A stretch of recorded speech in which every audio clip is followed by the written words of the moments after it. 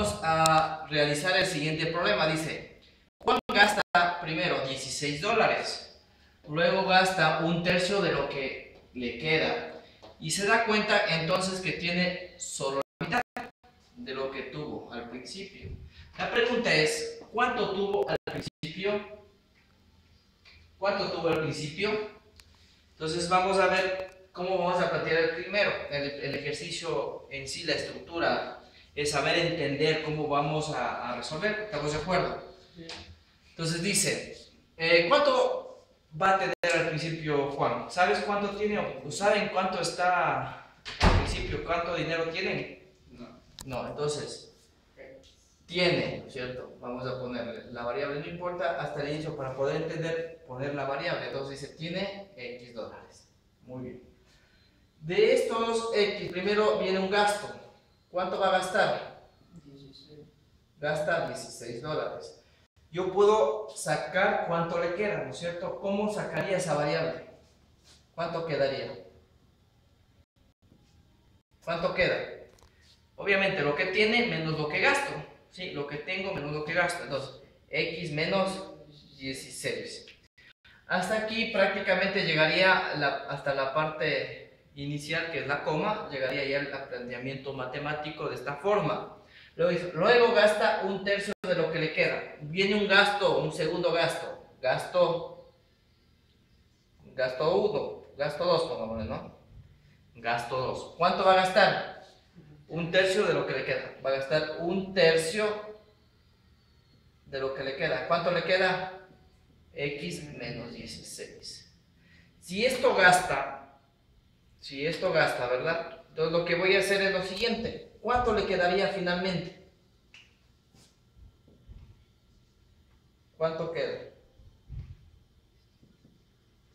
¿Cuánto quedaría al final? Si ustedes ya están gastando un tercio de lo que le quedaba. ¿Cuánto quedaría? ¿Cuántos gastos tiene? 2 gastos. Ya, entonces, ¿cuánto queda? Si gasta un tercio, ¿cuánto le quedaría entonces? 2 tercios. De X menos 16. Sí, eso es lo que tendría. Y finalmente dice, y se da cuenta entonces que tiene solo la mitad de lo que tuvo al principio. Entonces, si esto llega al final, ¿no es cierto? Esto va a tener al final. ¿Esto a qué va a equivaler? ¿A qué equivale? A la mitad. Pues los 2 tercios de X menos 16 va a equivaler a la mitad de lo que tuvo al principio. ¿Y cuánto tuvo al principio? X. Y lo que tengo es una ecuación de primer grado. Yo voy a resolver propiedad distributiva. ¿Sí? ¿Qué me quedaría? 2 tercios de X menos 32 tercios es igual a 1/2 de X.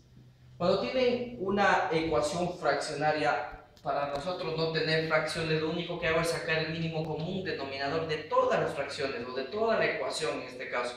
¿Cuál es el mínimo común denominador de toda la ecuación?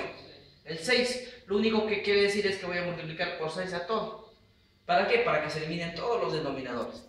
Entonces, si ustedes se dan cuenta, al distribuir por cada uno de los elementos que están en la ecuación, 6 por 2 tercios, ¿cuánto me va a quedar? Porque va a simplificarse la tercera 1, la tercera 2, ¿qué me queda? 2 por 2, 4x. Vamos al siguiente. Tercera 1, tercera 2, 2 por 32, 64. Por la de acá, mitad 1, mitad 3, ¿cuánto me quedaría? 3x. Y finalmente paso todas las variables a un solo lado. 4x no se transpuso ese término, vamos a transponer el 3x. Como está con más, ¿cómo pasa a este lado? Con menos, menos 3x. Va a ser igual. Este está con menos 64. Al pasar al otro lado, se cambia de signo, queda positivo. 4x menos 3x, x. ¿Cuánto me da? 64. Entonces, ¿cuánto tuvo al principio Juan? 64 dolaritos. Eso es todo. Muy fácil de hacer este problema.